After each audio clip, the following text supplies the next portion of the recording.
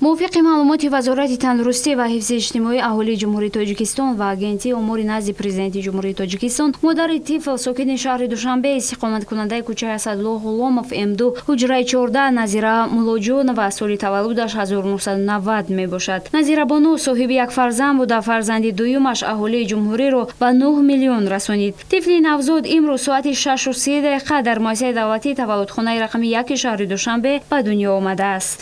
ما در خانواده که هم فرزند بچه داریم آرزو داشتیم که دختر شد جو آرزومون عملی گشت و در بالای خرسندی و خرسندی دیگه که فرزند ما 9 میلیون شده است.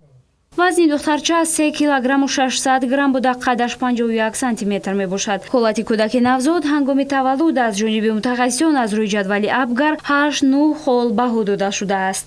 муассисаи мо таваллудхонаи мо хеле шод аст ки имрӯз 26 май соати 6:30 саҳар дар таваллудхонаи мо духтарчаи бо саломатии хуб бо вазни 3 кило 600 қадаш 51 сантиметр бо Абгар 8-9 хол таваллуд шуд.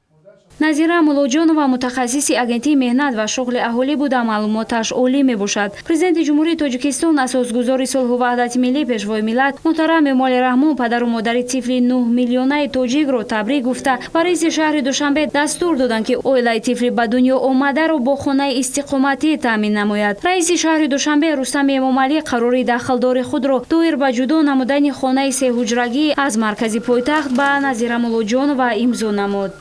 миннатдории худ ва аҳли оиламонро ба асосгузори сулҳу ваҳдат, пешвои миллат, президенти ҷумҳурии Тоҷикистон муҳтарам Эмомали Раҳмон ва раиси шаҳри Душанбе Рустами Эмомалӣ баён менамоем.